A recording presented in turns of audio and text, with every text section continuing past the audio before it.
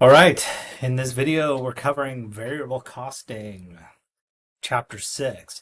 I think what you will find is that the concepts in this chapter are very similar to the concepts that we just talked about in, can I get there? Can I get there?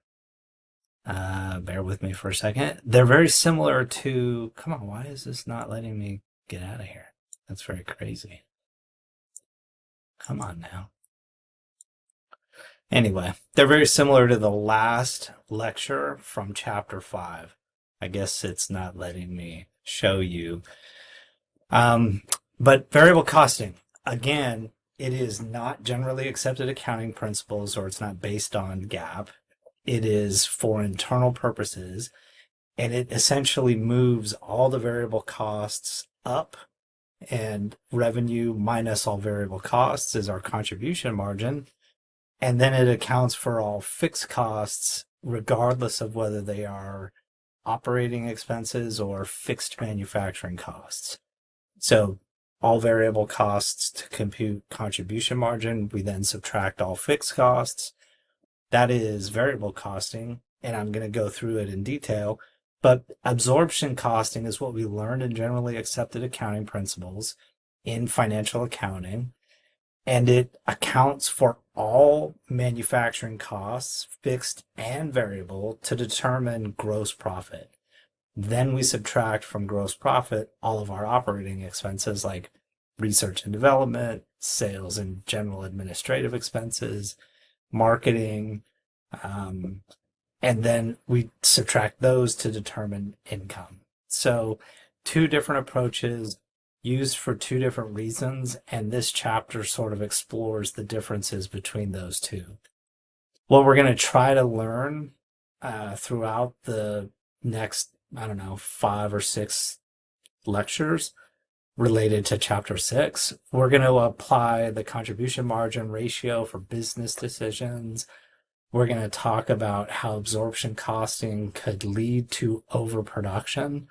When I first looked at that, I was like, wow, that's kind of weird. How does that happen? And then when you start looking into it, it makes total sense. Down towards the bottom, we are going to compute unit costs using both absorption costing and variable costing. And that's very similar. In fact, it's exactly what we were doing in the last lecture. And then we're going to compare income statements, absorption costing, variable costing. And again, that is also very similar to what we did at the end of chapter 5, right? So I want to say that we are in good shape. Compute unit costs under both absorption and variable costing. This is what we did in the last lecture. And I think what I want to do is just kind of highlight straight to this slide. And again, remember we were saying in the very beginning of this course that product costs are all the costs that we incur in order to make our product, right? So I have material, and then I have work in process, and I have finished goods. All of these costs that I incur in order to make my product is what we refer to as product costs. And then once I sell my product, I'm going to recognize revenue, and I will subtract out the cost of the goods sold. That will determine my gross profit. Then I will subtract operating expenses from those, and I'll just abbreviate OPEX. And OPEX is what we refer to as period costs. So what we're saying is we are going to recognize a cost as an expense, right? So if it is a product cost, we will recognize the expense at the time of sale. And if it is a period cost, we're going to recognize the expense when we incur the cost, right? So if I'm paying my sales force or if I'm paying my administrative staff, every time I make those payments, that triggers, or when I at least receive the benefit of those services, that triggers the expense. It doesn't matter whether I'm selling products or not. All right, so this slide is basically focused on fixed costs, sorry, product costs. Okay. And so what we're saying is we want to talk about product costs, and under absorption costing, this side of the equation, we're saying that we are going to account for all costs associated with making our product, all the direct material, all the direct labor, all the variable manufacturing overhead, and all of the fixed overhead, right? So if I have depreciation on the plant and equipment, if I have rent or mortgage payments on the manufacturing facility, those are fixed costs and they are treated as product costs and they're accounted for up here. And they are inventoried and they're sitting in finished goods when it's finished, and then we recognize it as an expense, remember, when we sell a product.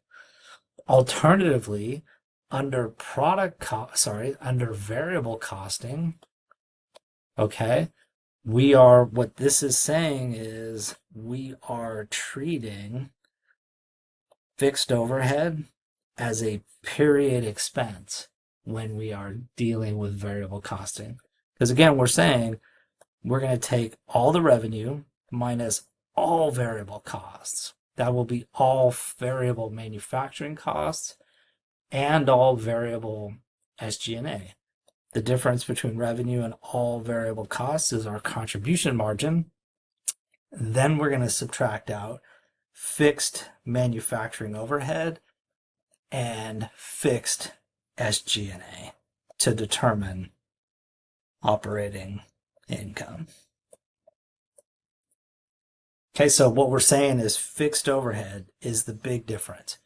If we're talking about absorption costing, we include it as a period cost. If we're talking about variable costing, we treat it as a period cost. And why that makes a difference is going to come to light throughout the rest of the chapter. This is going through examples. I don't know that I want to go through an example. We'll probably just highlight the examples as we start moving through examples of variable costing and absorption costing. No sense wasting time. Okay.